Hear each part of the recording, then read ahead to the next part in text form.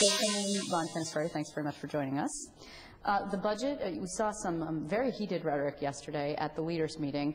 Did that help anything, move the process along, or is that just all sort of No, it doesn't help. It doesn't. When things get that contentious and threats are made, people get their backs up, not as if they're not up anyway. But no, that doesn't help. And I also don't think it reflects well on the institution of the state legislature. First and foremost. Well, certainly, I mean, the reflection of the institution has undergone some... Yes. Yeah.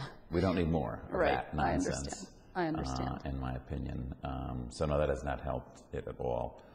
And things are going still well. Things are going fairly well. So there's something to be said for that, except for that charade yesterday. Okay, but if things are going fairly well, actually we're speaking about, if maybe you know something I don't, I hope you do, that there might be a government shutdown.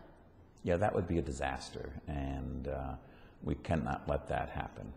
Either saner heads prevail on the other side. It will not happen in this House, of course, but I'm also hopeful that the way discussions are underway now on the budget, that it's very possible there could be an understanding for sometime Monday that may calm the waters across the hall in the Senate when they realize an agreement, the parameters of agreement could be very possibly done soon, so that they would back off the threats, knowing the real thing, the real budget, will be happening in a day or two. You know, it's interesting. The Assembly Speaker, Sheldon Silver, said this morning that 50% of the budget's already done. Yes.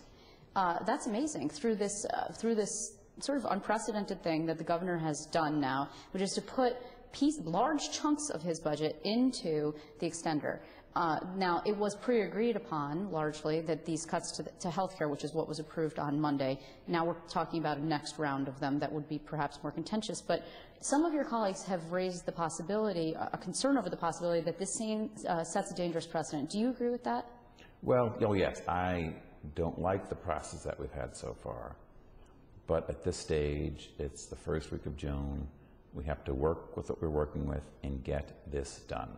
So while it is piecemeal and not what we've done before, but every year is different. There's no question about that. And this is unprecedented. At the same time, the rush is on to get it done. And if it takes a piecemeal approach, which we've been doing, that is better than no budget and no approach.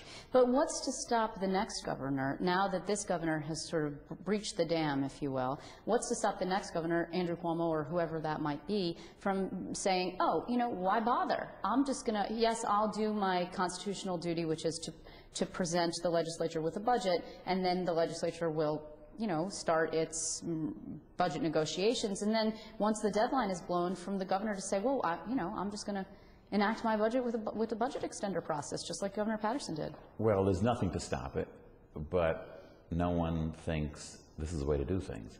And no governor wants a budget that goes on this long and take the criticism that he and the rest of us are taking for it not being resolved.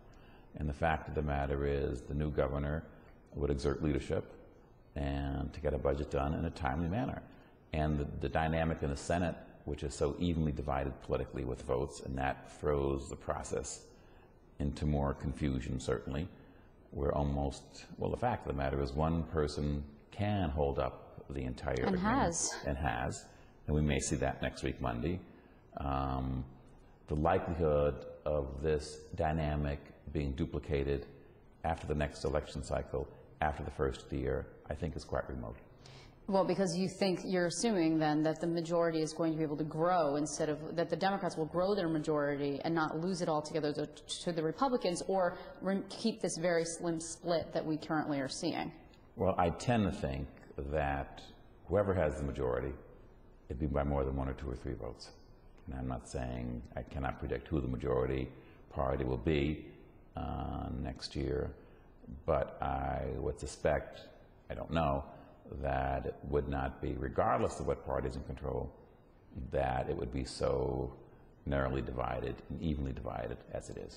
Let's go back to something that you said that was interesting, the parameters of a budget agreement. We've seen this kind of framework agreement before. Yes. You really do believe that there could be a framework in time for Monday, even after all of what we saw yesterday and what we see today, which is Dean Skelos saying that the governor is hysterical, using the word hysterical for David Patterson. Now, of course, he's in the minority. You need 32 votes only, and that's exactly what the Democrats have in the Senate, but you've got these two renegades, Senator Ruben Diaz Sr. and the Majority Leader Pedro Espada, suggesting that they might not want to play ball. So if there is, in fact, a framework, it's got to be pretty tight. Yes, and certainly the framework will get done,